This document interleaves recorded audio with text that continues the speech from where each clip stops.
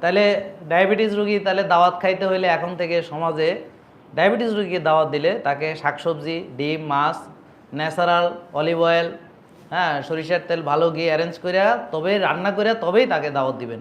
কারণ আপনার আপন আত্মীয়কে মাইরে ফেলানো আপনার কোনো ইয়া নাই। আপনার আত্মীয়কে বিষ খাওয়ানোর আপনার কোনো রাইট নাই, ম্যান্ডেট নাই আপনার। কারণ যে নিজের জন্য যেটা ভালো মনে করে এবং নিজের আপন আত্মীয় স্বজন, ভাই ব্রাদার, তাদের জন্য যেটা ভালো মনে করে, এটা হলো আল্লাহর পছন্দ।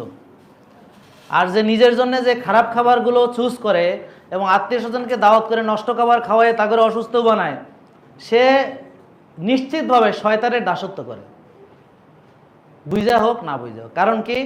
কারণ সে নিজেরও ক্ষতি করছে, নিজের আপনজনদের ক্ষতি করছে। তাহলে ক্ষতি আল্লাহ পছন্দ করেন না। কারণ এর ফলশ্রুতিতে সেই লোকটা একসময় প্যারালাইজড হবে, নামাজ পড়তে পারবে না, রোজা রাখতে পারবে না, তাহলে আল্লাহর ইবাদত করতে পারবে না, তার মন ভালো থাকবে না। ইবাদত করতে হলে মন ভালো লাগে না, মাইন্ডফুলনেস লাগে না, দেন শরীরে যন্ত্রণা, কি ইবাদত করবে? মনোযোগ থাকবে? ইনসুলিন রেজিস্ট্যান্স ভেরি হাই, সে কেমনে না খেয়ে থাকবে? রোজা রাখবো কেমনে? তো 6 বেলা না খাইলে, ইনসুলিন না দিলে এত হয় না। একটু পর না খাইলে মাথা ঘুরিয়ে পড়ে যায়।